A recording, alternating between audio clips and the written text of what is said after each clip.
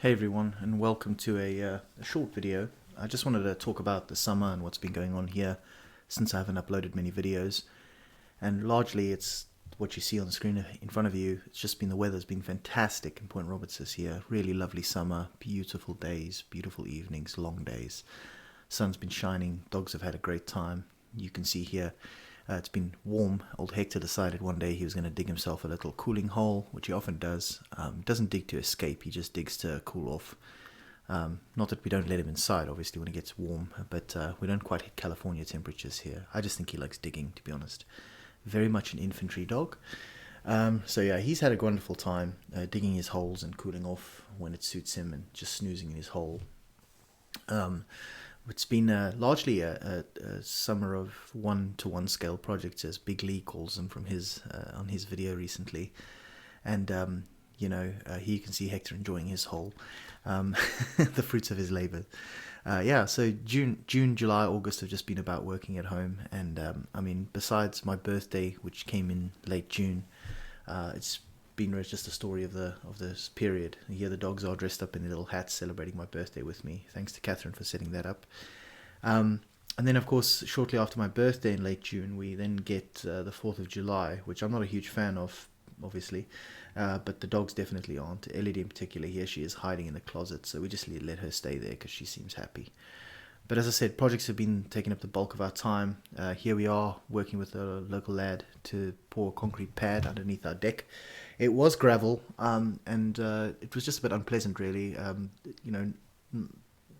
wasn't particularly functional because it was uneven. So we put it on a concrete pad, which had the added benefit of being a nice little crash space for the dogs. The concrete stays nice and cool, even when it's warm outside. And then we moved on to painting the downstairs kitchen, which I spoke about in a few videos ago, which was the sort of horrific dark green, which apparently we heard through the grapevine was because it matched the color of a Jaguar, the car. Odd choice, I said it then and I'll say it now. So we repainted this white. My brother-in-law and his wife and kids were visiting, so we took the opportunity to just get that done. And I think you'll agree it looks really good right now. Much more spacious. We replaced the little black fridge that was in here with the big white one for more beer space.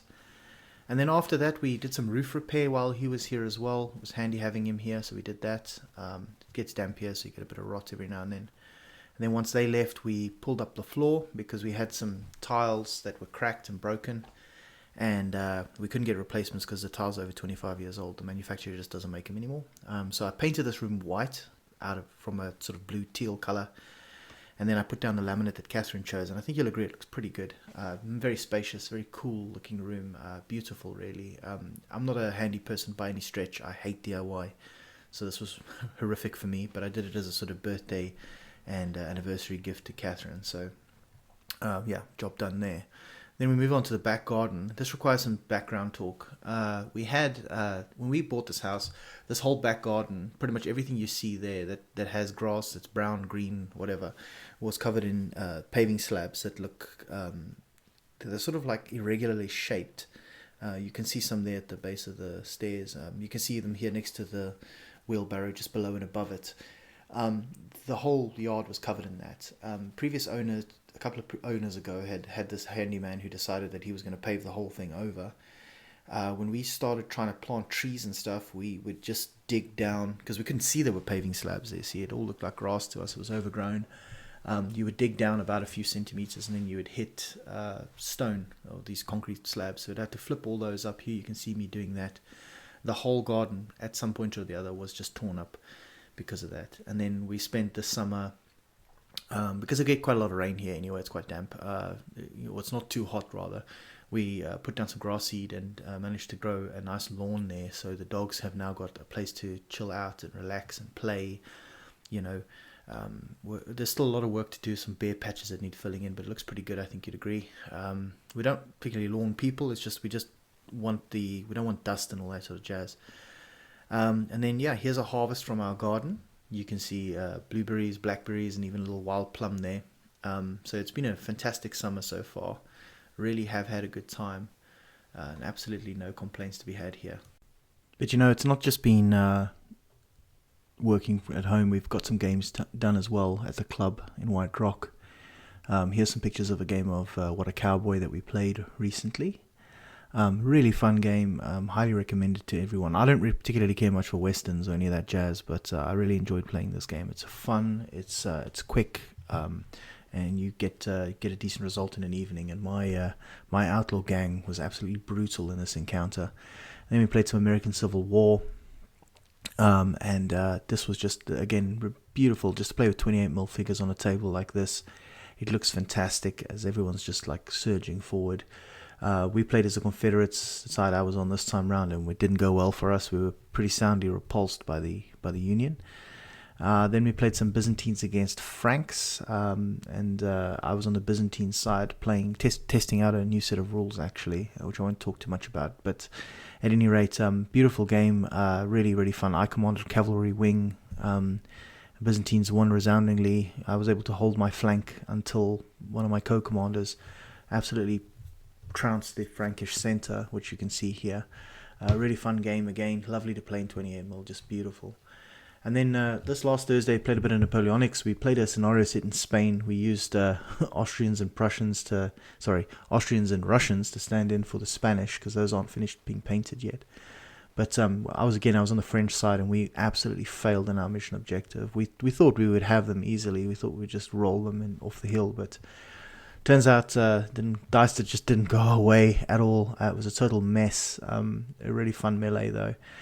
Good game, playing Shaco, the second edition of the rules. Really, really good. There's nothing quite like playing with 28mm figures, I will tell you that. The Grand Manor style game is just fantastic. So yeah, good times. Even though I've been busy in the yard and such, I haven't had much time for painting and all that. Lots of time for games, and really have made the time for it this summer. So you'll hear no complaints from me here. Yeah, so I just want to wrap it up there. It's been a good summer of gaming, not so much for the hobby, obviously been outside a bit too much for that. For us sedentary types who work sedentary and have hobby sedentary, it's important to get out and about and do stuff that's active. So I've tried my best to do that, and I would encourage everyone else to do the same. Health is more important than hobby, right? I hope you all have good plans for the autumn that's coming up, and that you get lots of time to play with your friends and stuff. As I've had, it's been a real blessing. I just want to close this video out by quickly giving my wife a shout out. Actually, her book that she translated is being published on September the 19th, 2023. It's available from Amazon. It's called Glorified in America, Laborers in the New World from Saint Alexis to Elder Ephraim. And it's about basically the Orthodox saints who had a huge impact on Orthodoxy in North America. I would highly recommend the book if you're interested in even vaguely in that topic. I was there from day one on the project. I did a lot of the proofreading, and it was very interesting to see the translation process as she took the book from Greek into English. So very proud of my wife. If anybody's even vaguely interested, go check it out on Amazon. I don't normally do things like this on the channel, but I am very proud of Catherine, and I just wanted to share her success with everybody here. And I'll leave it at that. I hope you all have a lovely day, and we'll speak soon.